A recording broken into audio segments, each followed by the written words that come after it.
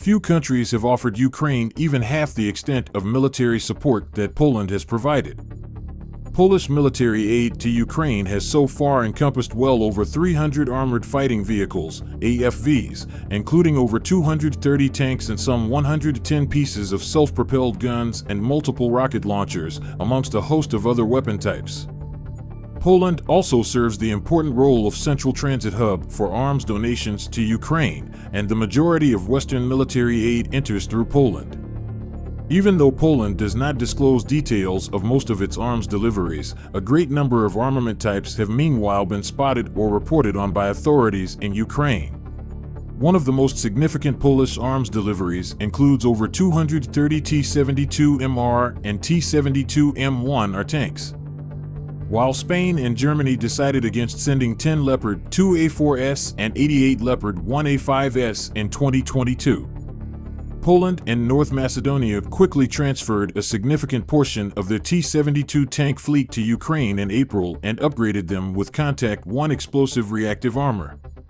Some of these tanks underwent modernization in Poland, receiving new night sights and communication systems, which greatly improved their effectiveness in Ukraine. Most of the Polish-delivered T-72 tanks are being held back for use with new mechanized brigades in future offensive operations, rather than replacing the 250 or more MBTs lost by Ukraine since February 24th. These units have received most of the armored fighting vehicles delivered to Ukraine, serving as a strategic reserve for both offensive and defensive operations. To make up for the shortfall in military capabilities, Poland is receiving British Challenger 2 MBTs, 116 M1A1 Abrams MBTs from the United States, and up to 1,000 K2PL MBTs, 672 K9 SPGs, and 288 K239 MRLs from South Korea as part of a major rearmament program. The constant inflow of new weapons allows Poland to retire increasing amounts of Soviet-era weapons and transfer them to Ukraine, maintaining Poland's status as an arsenal of freedom for years to come. Perhaps even more crucial than the T-72 tanks and BWP-1 infantry fighting vehicles are the long-range artillery assets such as the 155mm AHS Crab. In June 2022, Poland donated 18 of these modern self-propelled guns, with another 54 examples purchased by Ukraine to be delivered in the coming years. The AHS Crab combines the turret of the British S-90M with a Rheinmetall 155mm/52 caliber barrel, a Polish Topaz fire control system, and the chassis of the K9 Thunder SPG to give its cannon a range of 30 km or 40 km when using base bleed rounds. If all 72 of these advanced artillery pieces are delivered, they will be among the most numerous modern SPGs in Ukrainian service, joining smaller numbers of PZH-2000s, French Caesars, and Slovakian Zuzana IIs.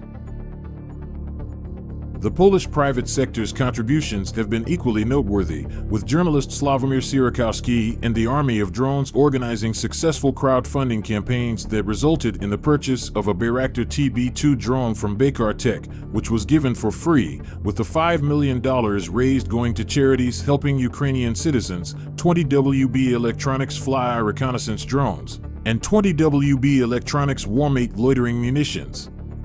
This substantial military aid from the Polish private sector shows the strong support of Polish citizens for Ukraine's cause and has a greater impact on the war than some entire nations have had. As the Russo-Ukrainian war continues, it is likely that further military aid to Ukraine will be considered, which could include more infantry fighting vehicles, air defense systems, self-propelled guns, multiple rocket launchers, engineering equipment, attack helicopters, and drones. Ukraine is also seeking to obtain the MiG-29 fighter aircraft, which is currently in use by Poland. Although a plan to donate more than 20 of Poland's MiG-29s to Ukraine did not happen, if the conflict in Ukraine continues, it is possible that the transfer could occur in exchange for second-hand F-16s from the U.S. Air Force. Regardless of whether this donation occurs, Poland remains one of Ukraine's staunchest allies. Poland has taken action to fortify its defense in response to the 2022 Russian invasion of Ukraine. The country has launched an enormous military purchasing program that includes the acquisition of 1,000 K2 main battle tanks, 672 K9 self-propelled guns, 288 K2-39 multiple rocket launchers from South Korea, 366 M1 Abrams tanks, and 92 AH-64E Apache attack helicopters from the U.S. Additionally, domestic defense companies will supply the Polish armed forces with nearly 1,500 infantry fighting vehicles and numerous artillery pieces, along with drones and tank destroyers. This marks an unparalleled military shopping spree in modern European history. Poland has decided to turn to South Korea and the United States for its weaponry needs, rather than relying on Germany. Poland has been frustrated with Germany's slow response to provide military support to Ukraine and its delays in compensating Poland for supplying MBTs to Ukraine through the Ringtausch program. Germany's arms manufacturers are unable to meet all of Poland's orders, leading Poland to look for alternative sources for a faster and more efficient delivery of equipment. Poland's selection of South Korea as its main arms supplier offers several benefits. Firstly, it reduces the strain on the already overburdened U.S. production lines of military equipment, ensuring that other NATO countries and Taiwan can still receive their orders on time. Secondly, the collaboration with South Korea includes Poland's participation in its future K3 tank and K9A3 howitzer programs, where Polish expertise will be taken into consideration and may lead to future production in Poland. To put the size of Poland's arms orders into perspective, it is insightful to consider attempts by other NATO countries at strengthening their defense. The Dutch Army, having retired and sold its 24 M270 MLRS in 2004 due to budget cuts, has attempted to reintroduce this lost capability after witnessing the devastating use of multiple rocket launchers, MRLs, during the 2014 to 2015 war in Donbass. A lack of funding meant it would take until 2022 until a decision for their purchase was made, with an order finally expected in 2023. But while Poland has ordered 288 K2-39 MRLs from South Korea, the Netherlands is not expected to acquire more than 18 MRLs. Similarly, the Dutch Army squashed its plans to acquire additional tanks beyond the 18 it currently operates, compared to the some 1,500 MBTs to be operated by Poland. The cumulative result of Poland's investments will ultimately be an army that is both quantitatively as well as qualitatively superior to any ground force in Europe. In fact, 1,500 active tanks is not only twice more than what Germany, France, and the United Kingdom operate combined, but also more than fielded by all European NATO members together. Future arms acquisitions to complement this absolutely massive basis of arms are certain to follow, setting the stage for the rise of one of the 21st century military powerhouses. The constant inflow of new armament will also allow Poland to retire increasing amounts of Soviet-era weapon types that can then be transferred to Ukraine. This not only ensures Poland and NATO's defense, but also Poland's status as an arsenal of freedom for years to come. Poland announced major defense acquisitions from South Korea that will upgrade its military and strengthen its geopolitical ties with the Pacific. Although the cost of these agreements has not been disclosed, South Korean media estimates it to be around $14.5 billion, which is equal to Poland's defense spending plan for the year 2022. The Korean purchases are a significant investment for Warsaw as it seeks to strengthen its military in response to Russia's invasion of Ukraine. The acquisition is also expected to boost Poland's domestic defense industry. Mariusz Błaszczak, Poland's Deputy Prime Minister and Minister of National Defense, officially approved the arms agreements on July 27th. According to an official statement, quote, "This is one of the most important and largest Polish defense orders in recent years. The ordered weapon systems are a real strengthening of Polish deterrence and defense potential.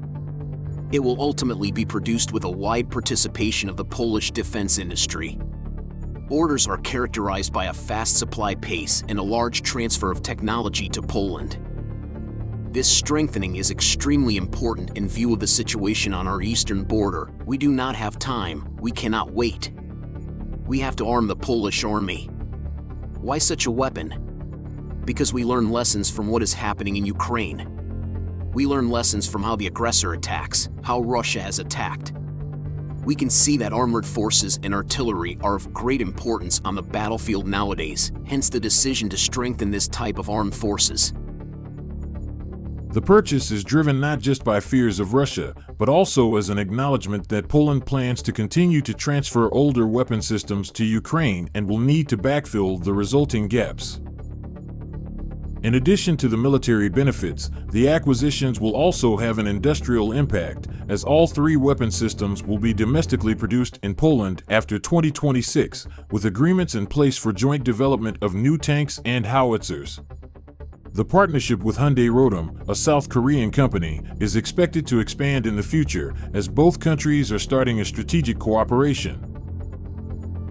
Poland may also be interested in acquiring Korean-made wheeled armored personnel carriers and weapon systems such as the AS-21 Redback IFV, K-239 Chunmoo rocket artillery system, and KF-21 Borame multi-role combat aircraft.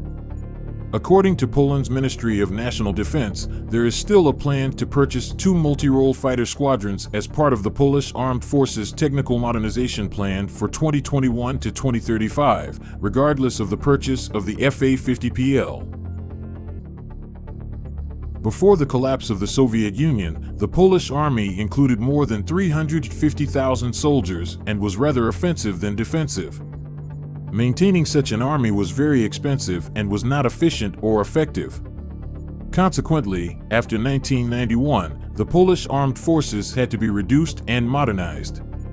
Since gaining membership in NATO, Poland has been developing its armed forces rapidly.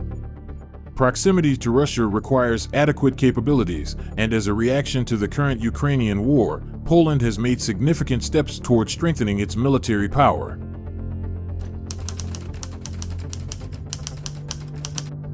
Poland aims to double its armed forces from 150,000 to 300,000 personnel by 2035, but the low birth rate among young Poles presents a major challenge. According to the Central Statistics Agency GUS, the number of births in the country decreased by 27,000 last year, resulting in a total population of just under 37.8 million, which is 141,000 less than the previous year. The agency reported 305,000 births and 448,000 deaths in 2022. The population of Poland has been declining since 2013, and despite the efforts of the conservative government to encourage childbirth through incentives and restrictions on abortion, the birth rate has not improved. According to experts, the plan to double the size of Poland's armed forces from 150,000 to 300,000 personnel by 2035 may be impossible given the current economic and demographic crisis.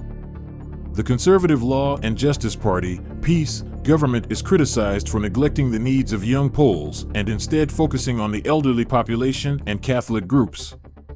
With a predicted economic recession on the horizon and a decline in the fast-growing economy of the past 3 decades, the country's future looks uncertain. It is suggested that only the massive influx of immigrants and refugees from countries like Ukraine, Belarus, Georgia, or India is keeping the country's GDP growth strong, but this is likely to change as the world may be entering a global recession.